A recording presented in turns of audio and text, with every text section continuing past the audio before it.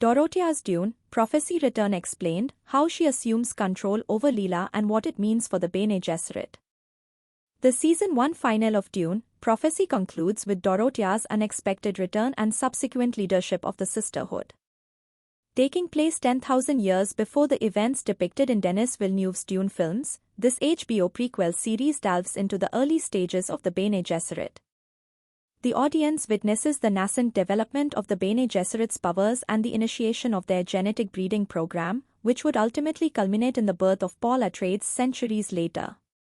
Mother Superior Raquella Berto-Anirul was instrumental in implementing this plan before Valya Harkonnen assumed leadership. In the television series Dune, Prophecy, the character Valya Harkonnen is portrayed by both Emily Watson and Jessica Barden at various ages.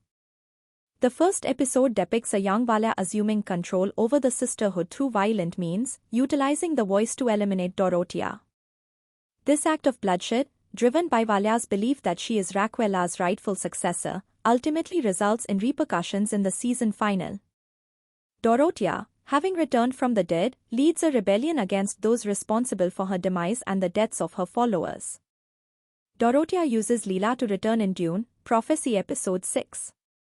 Dorotea is an ancestor of Lila. In Dune, Prophecy's second episode, Valya Harkonnen employed Sister Lila for a perilous procedure involving Rosette poison. Her objective was for Lila to access her genetic memory, enabling the Sisterhood to receive assistance from Mother Superior Raquella, Lila's great-grandmother. Within the Dune universe, genetic memory is a concept suggesting that memories are imprinted upon an individual's cells and consequently upon their descendants' cells, allowing access to ancestral memories through a narcotic. The procedure initially fails when Sister Lila accesses not only Raquella but also the enraged Dorotea, who remains furious with Valya Harkonnen and, by extension, Valya for causing her death. Lila nearly dies as a result, causing outcry from the Sisterhood over the potential loss of their friend and colleague. In an attempt to save her, Valya transports Lila to a concealed chamber where she initiates the recovery process utilizing the spice melange and the prohibited thinking machine technology employed for their genetic archives.